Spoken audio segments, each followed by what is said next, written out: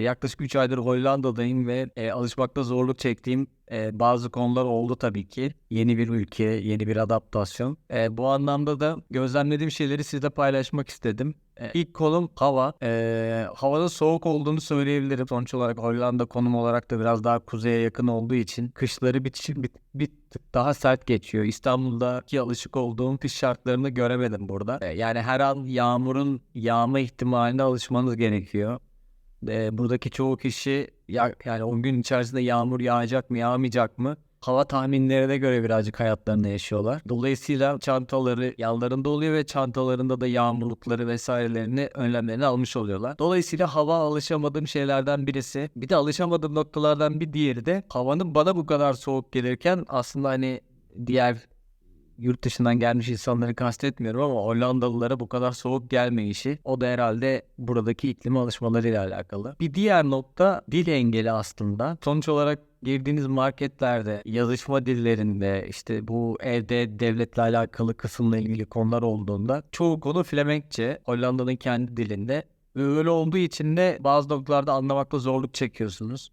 En basitinden bir evi kiralarken size İngilizce draftı geliyorsa şanslısınız. Onun haricindeki marketlerdeki daha çok yerel market, yani en çok kullanılan marketler diyeceğim. Hatta çoğu markette çoğu şey Flemenkçe. Dolayısıyla yani Google Lens ile sizin anlamanız gerekiyor. İçerisinde o besinin neler var neler yok.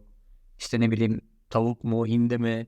Bazen görsellerden anlamaya çalışıyorsunuz ama genel olarak dil bu anlamda birazcık zorlayıcı olabiliyor. Aslında Hollanda tüm Avrupa ülkelerinde belki de İngilizcenin en yaygın konuşulduğu ülke. O anlamda da aslında çok iyi. Fakat söylediğim gibi yine de o ülkede yaşıyorsanız ve o ülkenin dinamiklerinden faydalanmak istiyorsanız kendi diline ait takım şeyleri anlamakta problem olabiliyor.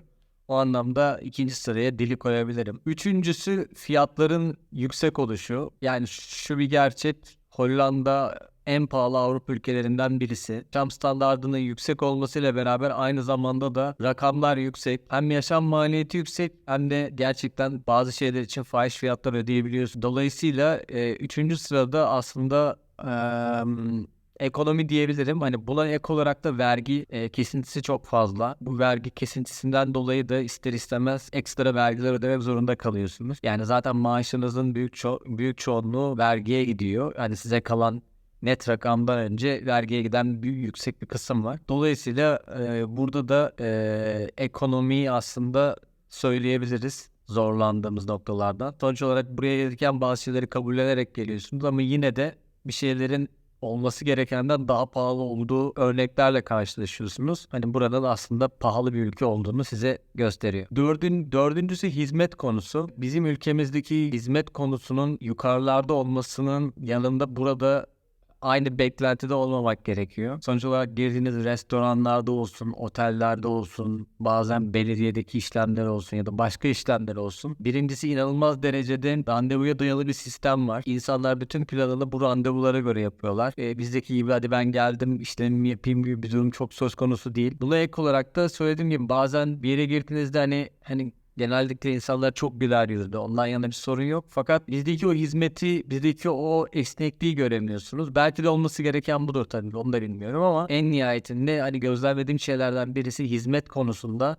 Avrupa genel olarak zaten hani bu anlamda çok başarılı değil diye duymuştum ama Hollanda'da da bunu bizzat yaşadım. Sonuç olarak siz Türkiye'de yaşamış birisi olarak bazı hizmet standartlarına alışıyorsunuz ama burada onu bekleyemezsiniz. Hani en basitinden yani aldığınız bir ürün için bile genellikle monte etme konusunda veya demonte konusunda bir hizmet almadan buradaki çoğu insan kendi yapıyor.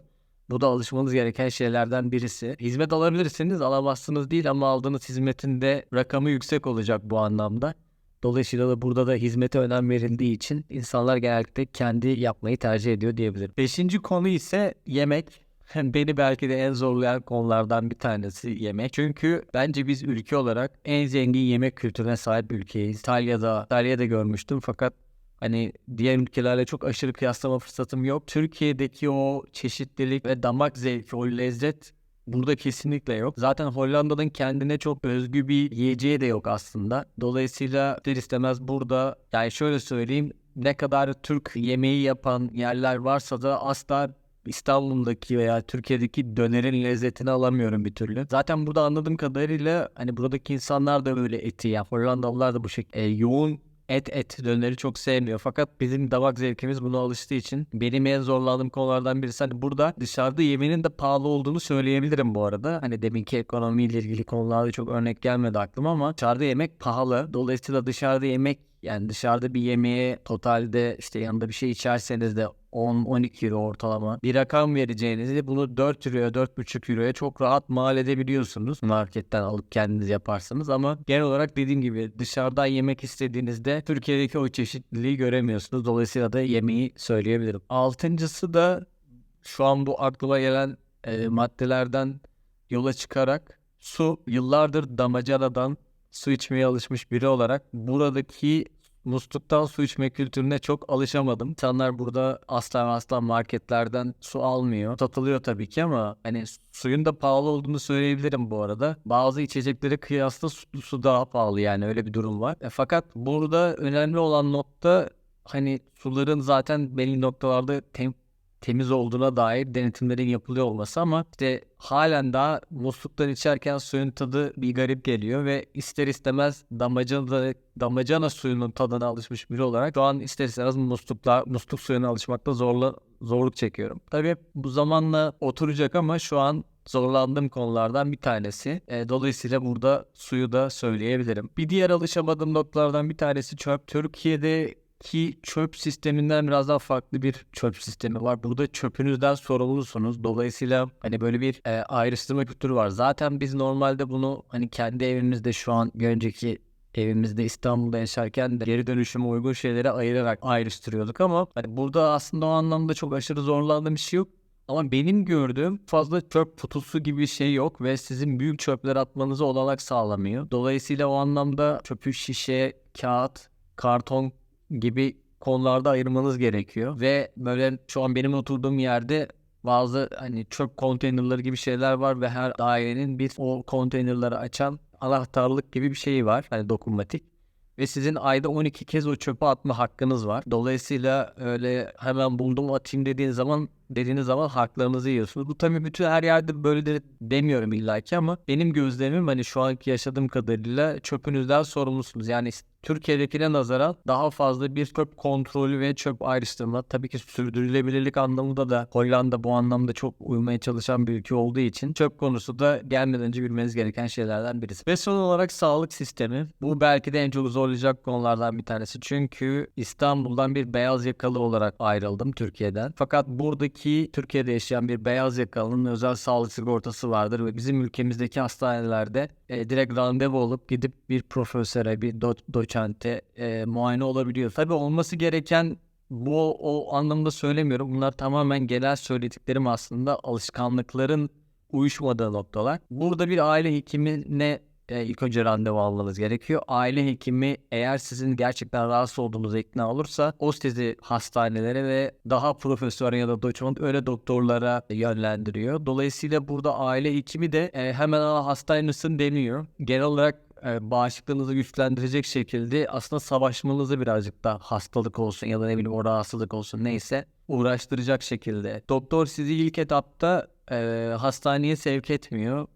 Bir sürü ilaçları kullanmanızı istiyor. Dolayısıyla burada şu bir gerçek ki hani bu alışık olduğunuz bir sağlık sistemi gibi değil. Randevu almanız gerekiyor. Dolayısıyla beklemeniz gerekiyor. Sıra bekleyebiliyorsunuz vesaire. Dolayısıyla hani sağlığı söyleyebilirim. Genel olarak değinmek istediğim konular bunlardı. Şu bir gerçek her yerde yaşamanın kendine göre iyi ve kötü yanları olabiliyor. Üstünde yaşamanın da güzel tarafları var. Ama şu bir gerçek ki bizim ülkemizin çok çok güzel yanları var. Bunu insan dışına çıkınca çok daha iyi anlıyor. Dışına çıkmadan anlamanın mümkünatı yok.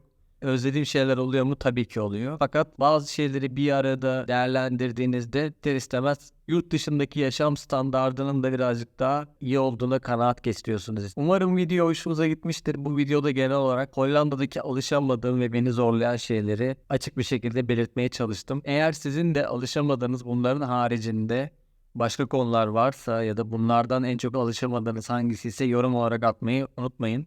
Şimdilik görüşmek üzere. Hepinize hoşçakalın.